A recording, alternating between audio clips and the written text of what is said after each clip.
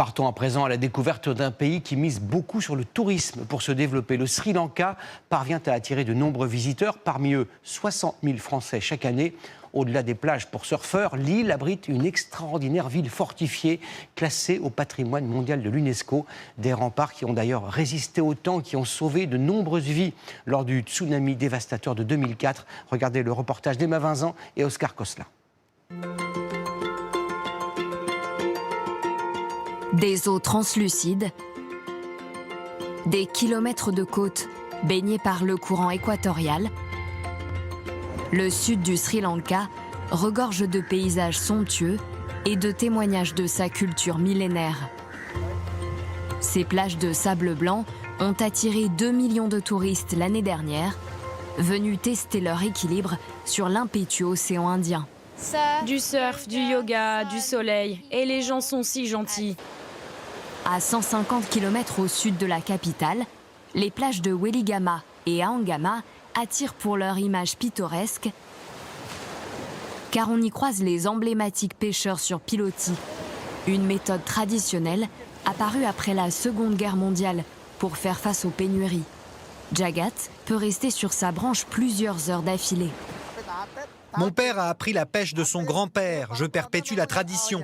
On peut tirer un bon revenu de la pêche. Pour compléter leurs revenus, les pêcheurs monnaient les photos avec les touristes, toujours plus nombreux.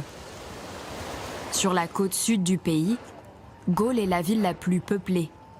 Les remparts de son fort hollandais du XVIIe siècle forment un contraste avec le reste du pays qui saisit ces touristes français. On est assez impressionné par l'héritage culturel qui est laissé. Ce fort est la plus grande forteresse construite en Asie par les colons européens. 500 roupies pour celui-ci. Nimal est né et a vécu toute sa vie entre ces remparts. Ils ont sauvé sa famille lors du tsunami de 2004. Pendant le tsunami, seuls ceux qui se sont réfugiés dans la tour d'observation ont survécu. L'eau est montée à plus de 5 mètres, mais ils étaient protégés. Aujourd'hui, les remparts empêchent la terre d'être engloutie par l'océan avec l'érosion. Vendeur de souvenirs, il se fournit directement auprès des artisans sri-lankais qui maintiennent en vie un art centenaire, la sculpture du bois d'acajou et d'ébène. Ce que je fais là, c'est la partie la plus difficile.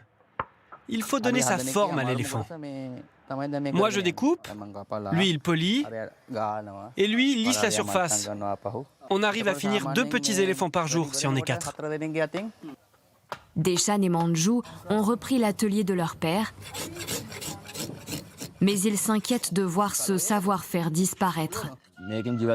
Pour l'instant, nous pouvons vivre de nos créations. La demande est très forte pour ce genre de produit et on est très peu à le faire au Sri Lanka. C'est triste de voir que personne ne veut maintenir cet art en vie. L'éléphant est leur produit le plus populaire, car le Sri Lanka abrite une espèce unique, plus grosse que tous les autres éléphants d'Asie. Il serait environ 8000 dans les réserves protégées, comme celle d'Ulawalawa. Les bébés des singes, toute une famille. Super. Oiseaux, singes et crocodiles sont à portée de jumelles. Habitués à la présence des humains, Ils arrivent vers nous. 2 éléphants émergent des fourrés. L'espèce sri-lankaise est reconnaissable à la légère décoloration de la tête et des oreilles. Qu'est-ce qu'on a vu pour l'instant? Alors là, un éléphant. Très beau. Il était tout près de nous. C'est magnifique, hein? La population d'éléphants du Sri Lanka a chuté de 65% au cours des 2 derniers siècles. Le pays tente désormais de réduire les conflits entre les hommes et les animaux pour protéger les derniers spécimens de cette majestueuse espèce qui fait la renommée de la côte sud du Sri Lanka.